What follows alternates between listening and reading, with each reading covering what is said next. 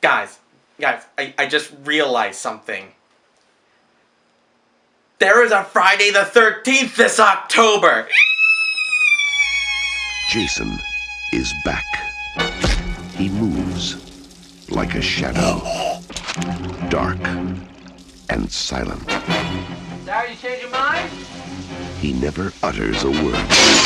He doesn't even seem to breathe. Where the hell's the corkscrew? He simply, mindlessly,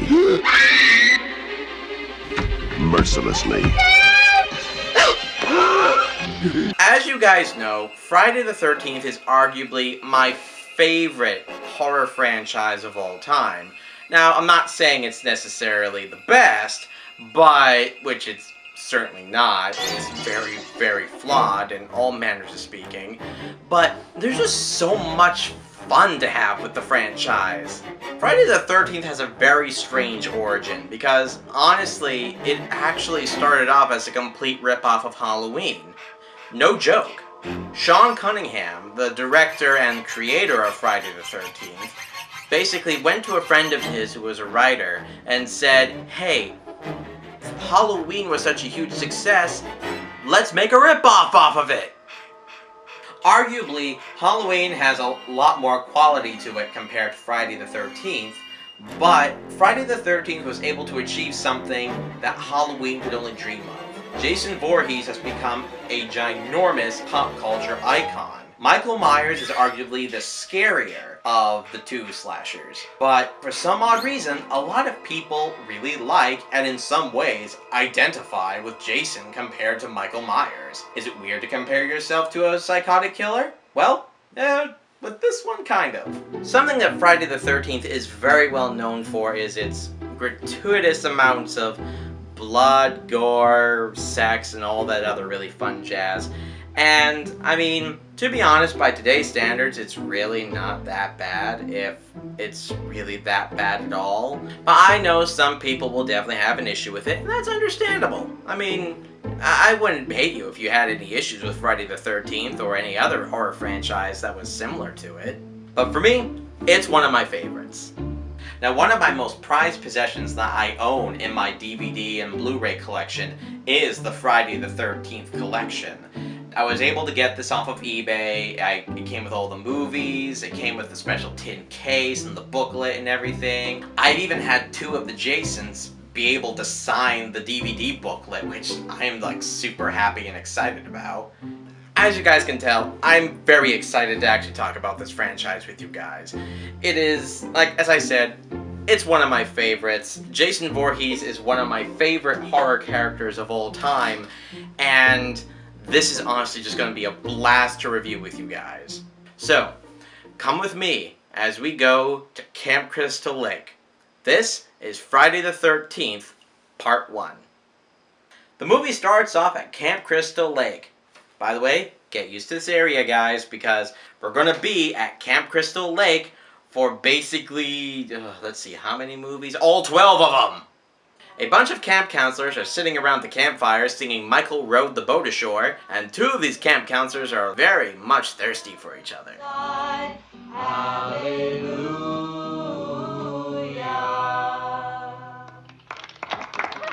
Because you know what they say, nothing gets you more hot and bothered than singing Christian music.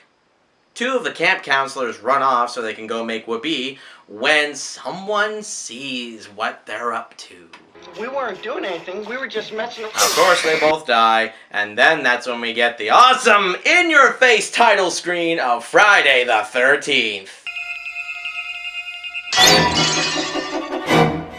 Cut to present day, and we meet another one of our new camp counselors, who is trying to get to Camp Crystal Lake. Excuse me, how far is Camp Crystal Lake from here?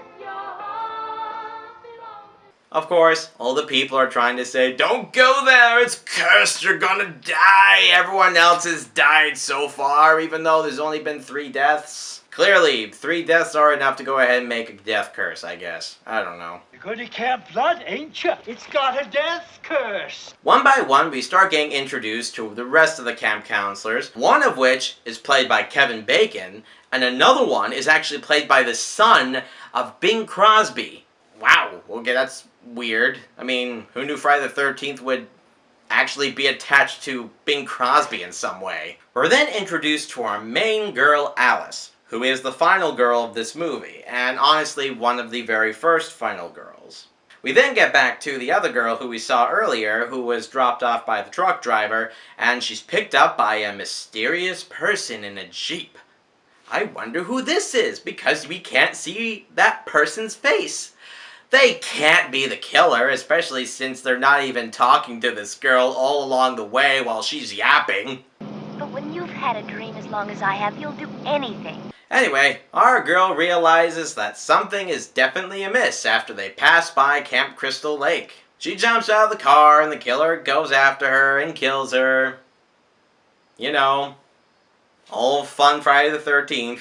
Eventually, all of the rest of the characters start getting bumped off one by one. We're introduced to our first gratuitous sex scene, and the only one for this movie, where it's honestly kind of funny. It's Kevin Bacon who's actually doing the sexual act, I guess. And, of course, we are introduced to one of our most famous kills in the whole franchise.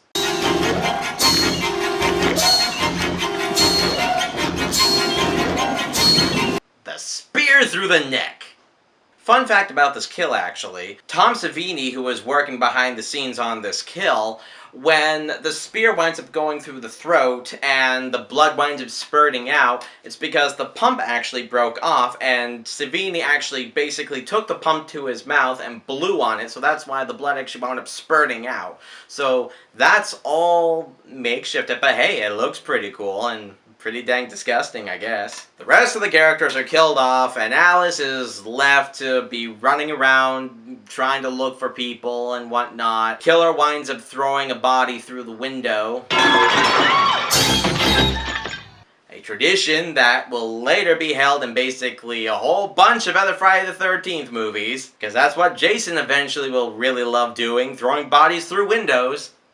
Alice eventually notices that there are car lights coming her way, so she tries to get out and go see the person when we meet this lady. How are you? Well, I'm Mrs. Voorhees, an old friend of the Christies. This is Betsy Palmer, who plays the infamous Pamela Voorhees. Yes, she's the killer. Although I have to admit, Betsy Palmer does an excellent job in this movie, and she really does a great job of, amping up the creep factor. She's just really good at, having a lot of sympathy towards her character for having to deal with the death of her son, Jason, who drowned in the lake because a bunch of camp counselors weren't paying attention to him. Steve should never have opened this place again. There's been too much trouble here. Did you know that a young boy drowned? The counselors weren't paying any attention. They were making love while that young boy drowned. His name was Jason. Jason should have been watched every minute. He wasn't a very good swimmer. We can go now, dear. Now, I have to admit, this actually has a very good theme with it. It's not really a theme that's carried through the rest of the movies, but Mrs. Voorhees actually has a point here. How many times do children actually get hurt by teenagers or young adults when these people aren't even bothering paying attention to the kids because they're just doing whatever the heck they want? How many bad examples of young parents are out there who don't bother paying attention to their kids? Anyway, Mrs. Voorhees' frustrations aside, it's not necessarily the best answer to go ahead and start killing everybody just because a bunch of stupid people forgot to pay attention to your son as he drowned. I can see why you'd be upset, but I think maybe she went a little bit too extreme, maybe? Just a little bit. And then we have our final confrontation between Mrs. Voorhees and Alice, and boy is it a doozy. It's honestly pretty tense, and the choreography between Alice and Mrs. Voorhees is actually done, to a decent extent pretty well. There are a few really awkward parts though. It's just like, okay, why the heck did you bother killing all these other people pretty dang quickly, but now are you basically just playing with your food at this point since she's the last one? Mrs. Voorhees and Alice wind up on a beach where Alice finally is able to go ahead and have the final blow against Mrs. Voorhees, where she freaking decapitates her.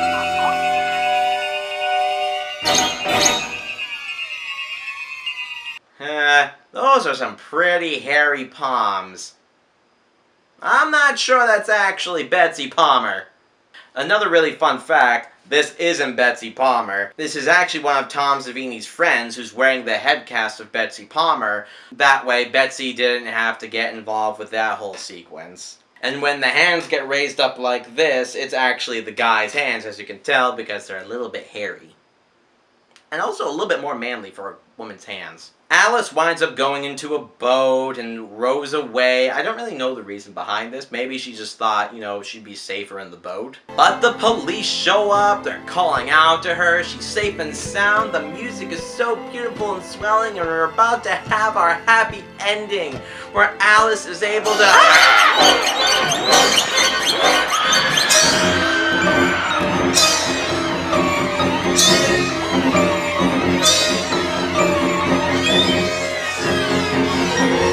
Okay, I wasn't expecting that.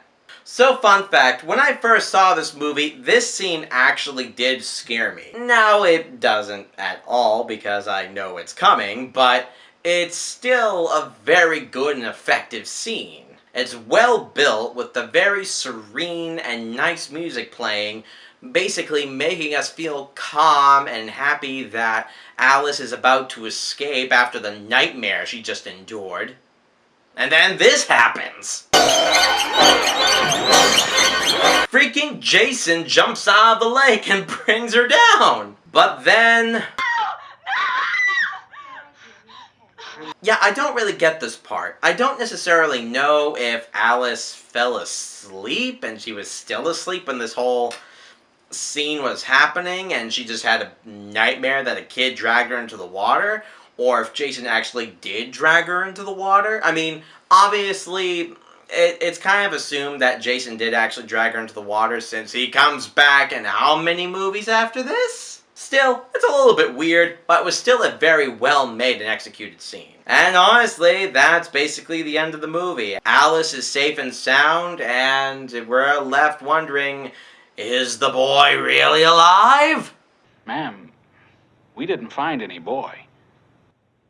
Then he's still there.